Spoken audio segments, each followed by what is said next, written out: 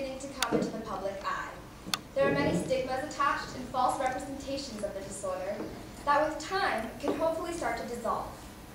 This is a somewhat newly recognized disorder, so a lot of current research is happening now, giving us insight into the lives and minds of people living with bipolar disorder. So a bit about what I will be talking about in this presentation. My focus is on children and adolescents under age 18. I'm going to be talking about what bipolar disorder is, where the current research is focused, how to treat bipolar disorder, and some of the stigmas attached with the disorder as well.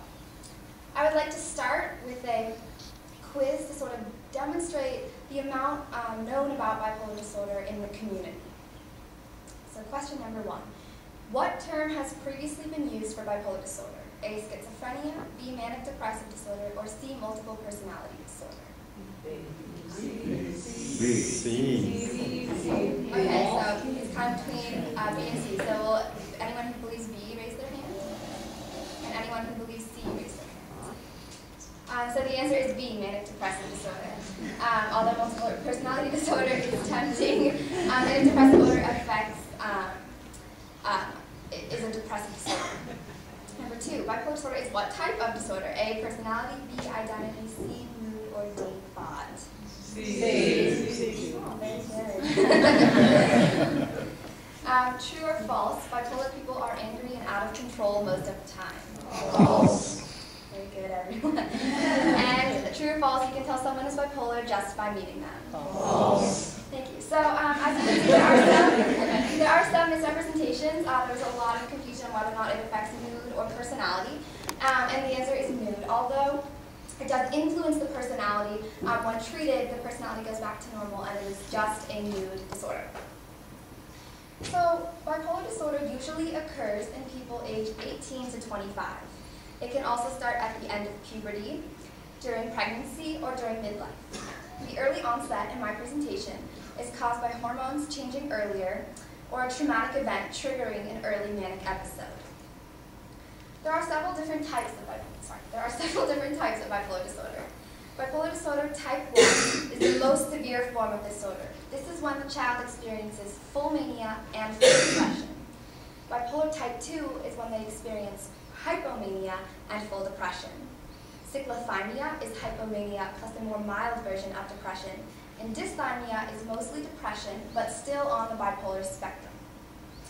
Bipolar non-specified is in severity between bipolar type 2 and cyclothymia. It's not represented on this chart because its symptoms are not set in stone. It's the general symptoms of bipolar disorder presented in a relatively severe form. So what does mania mean? Mania lasts 5 to 7 days, or psychosis, or hospitalization. Psychosis is a state of hallucination or delusion that occurs in less than 10% of children suffering and a little bit greater than 20% of adult suffering. This would last, the hallucination will last about 5 to 7 days, the same length as mania. Hypomania is the same severity, but it lasts 4 to 5 days. So what does mania entail?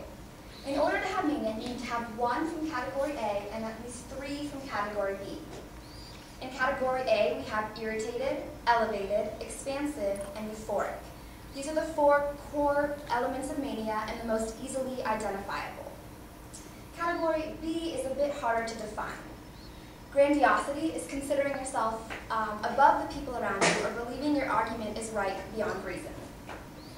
A decreased need for sleep is very common.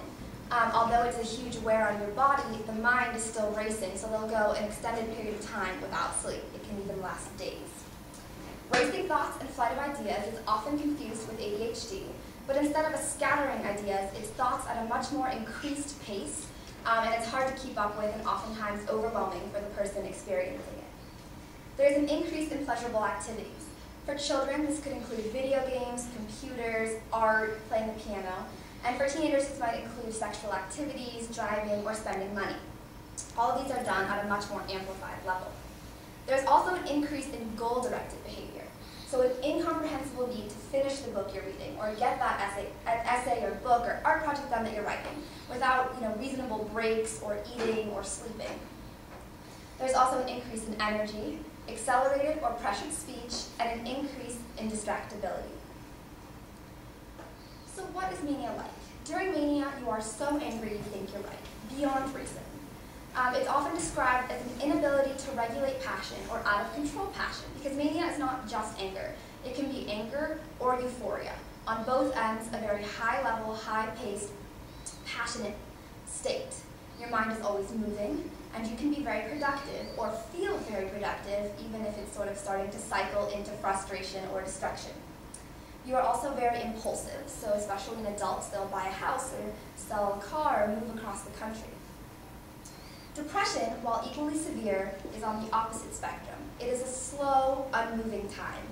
You're incredibly unmotivated. It can last up to weeks. Kay Redfield Jamison describes it as flat, hollow, and unendurable, also tiresome. There's also a phenomenon called a mixed episode, in which the person experiences full mania and full depression simultaneously. This is an incredibly difficult experience, and this has the highest rate of suicide of any aspect of bipolar disorder. So, a child under 18 years old is 8 times more likely to break the law. They are also 8 times more likely to commit suicide. This is a shocking statistic when compared to 5 times more likely in major depression. 60% of teens generally will experience suicidal thoughts. It's the plan that becomes a problem. So children with bipolar disorder are 8 times more likely to form a suicidal plan. They are also 7 times more likely to use drugs and 7 times more likely to have academic trouble. They are also very likely to have social trouble. The reason I use a Van Gogh painting is because he painted his interpretations of what bipolar feels like and his sorrows. So children suffering bipolar disorder are emotional sponges. They are far more empathetic than the average person. If there is a fight between 2 children in a room, they will take on the tension and guilt and pain from that fight. They essentially take on the problems of the world. They also struggle with the idea of a moral code versus a social code. When to do the right thing and when to hold back. So they might struggle with telling on friends or calling out cheating in a circumstance where a normal child would recognize that it's better for everyone, including themselves, to hold back. This can often result in isolation or sort of social estrangement from a group.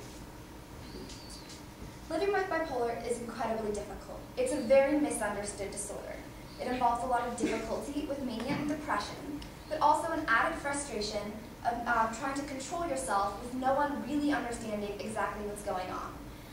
People sort of start to avoid you if they believe that you are bipolar disorder, have bipolar disorder.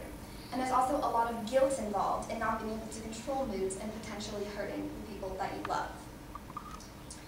Along with all this pain comes linked to creativity.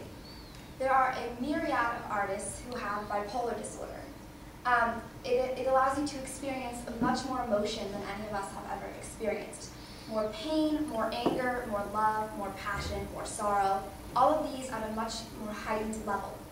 And although this is incredibly hard to go through, it does translate into a beautiful expression of emotion. So who has bipolar disorder? Bipolar disorder is 60-40 genetics environment. This means that 60% of the disorder can be attributed to genetics and 40% to environment. So this plays into the idea of an environmental trigger, something that triggers a manic episode. Initially, especially with early onset bipolar disorder, the trigger might be something larger, something that there would be reason to be upset about, but not at the level of a manic episode. After already developing the disorder, however, environmental triggers can be very minor or something much more extreme. People who have ADHD and anxiety disorder are at very high risk for bipolar. So they're currently looking at 2 genes they think they have isolated for bipolar disorder. The reason I say think is because all of my research in this presentation is currently in progress. The 2 genes that they've isolated are COMT and SERT. If you have these genes, you do not necessarily have bipolar disorder, but are an increased risk for the disorder. COMT has to do with dopamine, norepinephrine, and epinephrine. So this is reward, motivation, and adrenaline.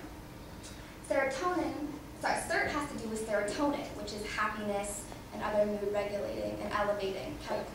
So if these genes are slightly different or working in a different way, this would help to attribute to why these are symptoms of bipolar disorder. Stopping medication can be a big problem in bipolar disorder. The normal times to stop are right after college, when the person is on a quest to be independent from every influence in their life. Also during a midlife crisis. Kids generally don't like to take meds, so there's often a bit of struggle in getting that pattern regular. Stopping medication can be very harmful for both the person suffering from bipolar disorder and anyone around them. The best ways to combat this first of all, to make sure you have someone to help you make sure you take your medications, and B, to change the way that medications are viewed. Instead of thinking of it as changing who you are or limiting you or sedating you, thinking of it as rather letting you be who you truly are, stabilizing your brain and bringing it back to a normal balance so you can be the person that you actually are. Now for the future of bipolar disorder. So scientists hope many years from now to be able to use neuroimaging for bipolar disorder. Here we can see the scan of a healthy brain, a schizophrenic brain, and a bipolar brain. And while they do look different from each other, there's not a large enough difference for scientists to be able to look at a brain and say this person has bipolar disorder. Many years from now, they do hope to be able to look at that disorder and recognize whether or not they need bipolar, so they can treat it right away and get them the right medications. They also hope to be able to look at the genetics of bipolar disorder and identify who is at high risk. This will enable scientists to start interventive therapy for those and explain what might happen later on in their life and just sort of educate them about what their genes need. There is more to fix, however, than just the therapeutic and medical sides of bipolar disorder. There is a huge stigma attached to bipolar disorder. I'm sure everyone in this room has once heard that a bipolar person is crazy or out of control. And this is incredibly untrue. The world believes that a pill for your body is fine, but a pill for your brain is scary. And this is very sad because children are taught to hide this side of themselves from the world. So they are combating an incredibly difficult, incredibly confusing, incredibly frustrating disorder and hiding it from any influence in their life that could be a potential support. So instead of hiding, children should be able to feel supported. Just like any other child suffering from any other medical illness, they should come into an open, warm community ready to help them with this chapter of their lives. The added burden of hiding an already difficult disorder is a tragedy of our society, and I hope with this presentation to be able to introduce you to the realities of what bipolar disorder means so that it can start to become a topic of discussion, and my hope is that many years in the future, a child with bipolar disorder can come into their classroom, and that people will understand what it means if they choose to disclose what they have and support them in what they are going through. Progress needs to be made in more than just the medical and therapeutic aspects of bipolar disorder. We need to support the children suffering in silence by changing the stigma attached to bipolar disorder. Thank you.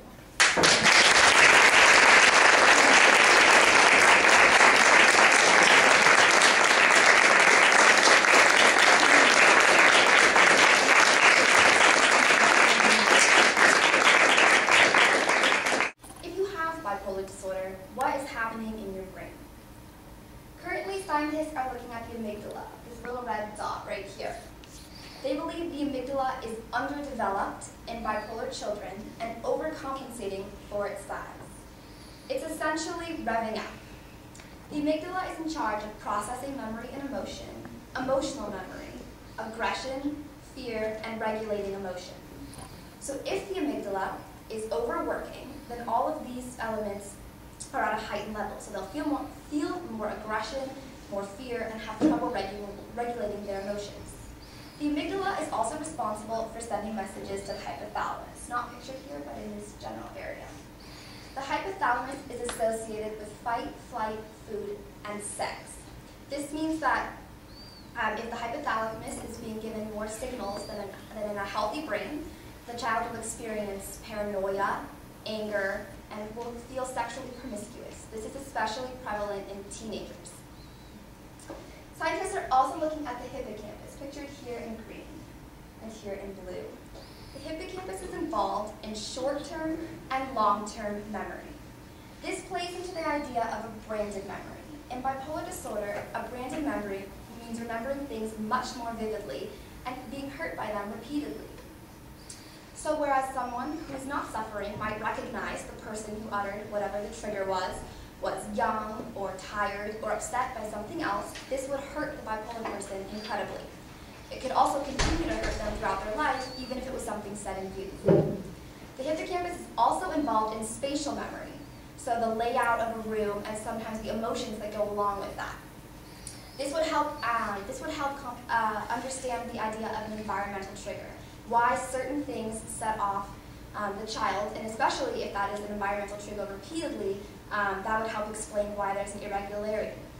So they believe that the hippocampus is either over or underreacting, so the child can't regulate their mood and are experiencing branded memories. Scientists are also looking at the cerebellum, here in the back of the brain. The cerebellum is involved in fear and pleasure regulation and implicit memory, so emotional memory. There are currently no published studies because all 3 studies have been inconclusive. But I know about them because I interviewed a clinical research manager at Stanford's pediatric bipolar program who gave me some insight into what they're looking at. They're really trying to target the cerebellum because fear and pleasure regulation are big parts of bipolar disorder. So if they can link this, to this disorder, that would give them a lot of insight into what is happening and a better way to treat it. Finally, researchers are looking at the prefrontal cortex here in the front of the brain. The prefrontal cortex is involved in decision-making, personality, and judgment. It also regulates every other part of the brain. So, if the prefrontal cortex is out of whack, that means that decision-making and judgments could be rash, personality might be a little bit off balance, and every other part of the brain that is not functioning could actually just be receiving different signals from the prefrontal cortex. Instead of those actual parts being out of whack, it's the prefrontal cortex telling them to either over or under secrete chemicals and hormones. Here we see a PET scan of a normal brain versus a bipolar brain. A PET scan is when scientists use technology to track where the glucose is in the brain, because the more glucose, the harder the brain is working. You can see the reds where the brain is working the hardest, and the darker blues are where the brain is not working that hard. You can see in a bipolar brain that it is both working harder and not as hard in different areas of the brain. Here we can see the prefrontal cortex, the cerebellum, and the amygdala, hippocampus, and hypothalamus are all working significantly harder in the bipolar brain. How do we treat bipolar disorder? The current best way we have is a combination of therapy and medication. There are 3 different types of therapy. The first is individual therapy. Here the child works on recognizing, understanding, and then controlling their moods. They start to talk their feelings out and find an outlet such as writing, drawing, running for their moods. So this would first entail that they need to be able to understand that they are experiencing an emotion, and then learn to transition and remove themselves from the scene and use that outlet to help regulate their moods. Music has also been very effective in controlling moods. So they limit the number of mood-provoking songs they can listen to before switching to a happier or calmer music. So this might entail, if the child is experiencing depression, they will get 5 sad songs, and then they have to switch to a happier song. They slowly start to narrow this number down until the child is comfortable using music to neutralize their moods. Lastly, dogs have been very effective. Therapy dogs are trained to sit with a child when he or she cries to help comfort them, and many children find it easier to talk to a dog than a therapist. They'll sit there and stroke the dog's ears and acknowledge how they're feeling and what might have set them off in a safer feeling environment. Next, we have family-focused therapy. This is when the whole family goes together. This is used for kids at high risk for bipolar disorder and children suffering from it. It helps the family understand what is happening and what is going to happen. It also gives the family a psychoeducation on what bipolar disorder is. They often use drawings and games to help the family communicate and understand each other. This helps foster an environment in a less stressful and serious way, and learn how to work together and overcome their issues over a mutual activity. This is also helpful because it can be taken home and used when the child is having a hard time. This family-focused therapy is also used to help eliminate environmental triggers, figuring out what sets the child off and what the family can do to help eliminate that influence from their life. This is particularly helpful for siblings of bipolar children who have been known to provoke. This is also a very helpful therapy for the entire family. Bipolar disorder is hard for everyone, not just the child suffering. And so this helps the family understand why things are happening and acknowledge that it's difficult for them as well. There have been several studies recently conducted on family-focused therapy, and all have found it to be very beneficial. Lastly, we have group therapy. This is a new idea started at Ohio State University. This is when children and teens of the same age sit together and share their experience. It helps them to feel heard. They talk about problems they're having socially and figure out ways to work through it together. This is especially helpful because children are often taught to hide the fact that they have bipolar disorder from their friends and maybe even extended family. Parents know that their child might be isolated or estranged from the group. So this is an opportunity for children to sit with other kids and openly talk about the disorder that they all share and ways to overcome it together. There's currently research being done right now to see how a helpful group therapy is, but so far all have found it to be very beneficial. Next, medication. There are 4 main categories of medication: mood stabilizers, antipsychotics, anti-anxieties, and antidepressants. Also any other necessary medications, usually ADHD or stimulant medications. Mood stabilizers are things such as lithium or Lamictal. Depakote is also a fairly common medication. Lithium has been around for quite some time for bipolar disorder, and Lamictal is a newer drug that used to be used for children suffering from epilepsy and was also proved very effective for bipolar disorder. Antipsychotics are used in more severe cases of bipolar disorder, especially if the child is experiencing psychosis. Anti-anxieties are used because often a side effect of other medications is anxiety, and anxiety disorder can be coupled with bipolar disorder. Lastly, antidepressants are used to combat the depression end of bipolar disorder. Recent studies have suggested that antidepressants induce earlier manic episodes. So children who are just taking it for depression are experiencing mania. They're currently researching to see whether or not these manic episodes never would have happened or whether they were just early onset. Once the child has been diagnosed with bipolar disorder, the antidepressants are not any added harm. So how do we choose a medication? It's very difficult because not all medications work for every person, and it takes a fair amount of time to identify which ones are going to work. They usually start by looking at the family history and seeing what has worked in the past. They then look at the current state of the child, so mania, depression, anxiety, and sort of start working there. Lastly, they start with a mood stabilizer, lithium or Lamictal, and then supplement with an antipsychotic if very severe, and any other medications that the child seems to need.